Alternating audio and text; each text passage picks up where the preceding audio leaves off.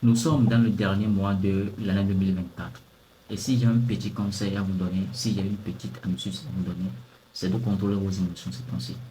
Vous savez, le dernier mois d'une année est le mois le plus important de cette année, est le mois le plus crucial de cette année. Parce que les habitudes, les émotions, les énergies que vous allez dégager durant le dernier mois de cette année peuvent facilement s'infiltrer dans la nouvelle année. Donc, si vous voulez bien débuter l'année 2025, si vous voulez bien débuter la nouvelle année qui s'apprête bientôt à venir, 2025, il est important pour vous de faire un effort de vivre dans la positivité durant ce dernier mois. Faites un effort de lâcher prise sur vos soucis, lâcher prise sur vos problèmes et apprenez à vivre dans la positivité durant ce mois de décembre. Apprenez à dégager un maximum de positivité durant ce mois de décembre. Parce que les énergies que vous allez dégager, les émotions que vous aurez inscrites là, toutes ces émotions auront un grand impact sur le début de l'année 2025. Auront un grand impact sur le début de l'année, notamment en janvier. Et même en janvier, si vous risquez, ou même si vous ne savez pas que vous gardez toujours ces mêmes énergies négatives, vous gardez toujours ces mêmes émotions négatives, vous risquez de contaminer tous les autres mois de la nouvelle année. Je suis en train là de vous donner un secret crucial, un secret important que beaucoup de personnes pratiquent d'ailleurs, puisque tout est énergie. Ok? Tout est énergie. Si vous dégagez une mauvaise énergie, alors rassurez-vous également à recevoir de mauvaises choses. Et si vous dégagez une bonne énergie, vous allez également attirer vers vous des belles choses. Donc c'est important, ok? C'est important, peu importe vos soucis, peu importe le nombre de problèmes que vous avez, peu importe comment est-ce que c'est compliqué, peu importe comment est-ce que c'est difficile, s'il vous plaît, faites un effort de lâcher prise. Faites un effort de respirer profondément. Et voilà, c'est la meilleure attitude à avoir, c'est la meilleure habitude à avoir face à n'importe quel problème. Ok? Il faut apprendre à voir la bonne nouvelle derrière la mauvaise nouvelle. Il faut apprendre à lâcher prise. Il faut apprendre à voir le bon côté de toutes choses. Même si, voilà, même si vous êtes malade, même si il faudrait que vous oubliez la maladie, il faudrait que vous vous concentrez sur le côté positif. Notamment, il faudrait que vous voyez déjà en train de guérir. Il faudrait que vous voyez déjà à nouveau vivre. Il faudrait que vous voyez déjà à nouveau en train de faire vos activités comme avant. Même si vous n'avez pas d'argent, etc. Au lieu de vous concentrer sur le fait que vous n'avez pas d'argent, au lieu de vous concentrer sur le manque d'argent, concentrez-vous plutôt sur le succès. Concentrez-vous plutôt sur les actions que vous allez mener qui vont vous permettre de changer la situation, qui vont vous permettre de vraiment gagner de l'argent à nouveau.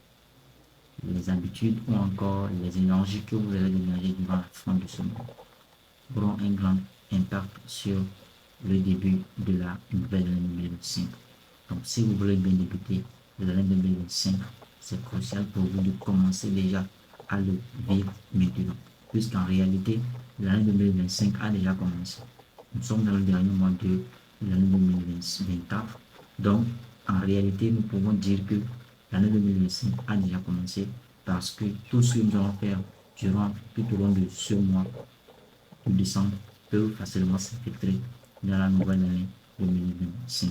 Donc, c'est important de libérer un maximum de possibilités, important de contrôler nos pensées, nos émotions, nos paroles, nos croyances, de revoir nos croyances, toutes ces croyances limitantes qui nous empêchent d'évoluer, qui nous empêchent de progresser, qui font de sorte que nous sommes des prisonniers, qui font de sorte que nous n'arrivons pas à aller au-delà de notre potentiel.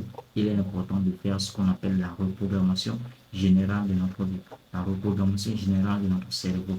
Il faudrait que nous revoyons toutes ces croyances-là, nous revoyons toutes ces informations, nous revoyons toutes ces valeurs qui nous ont été transmises et qui font de sorte que nous sommes peut-être bloqués, nous sommes peut-être, je vais dire limités et que nous ne pourrons pas réussir. Donc, essayons de revoir ces croyances-là.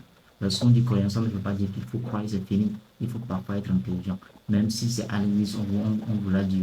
Même si c'est dans la famille, mais c'est dans l'environnement, etc. Il est important pour vous de revoir ces croyances.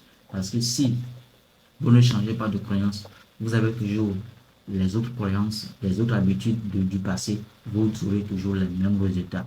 Alors la question à se poser, c'est est-ce que la vie que vous menez actuellement vous plaît? est-ce que la vie que vous menez actuellement dans votre vie, est-ce que vous aimez cette vie?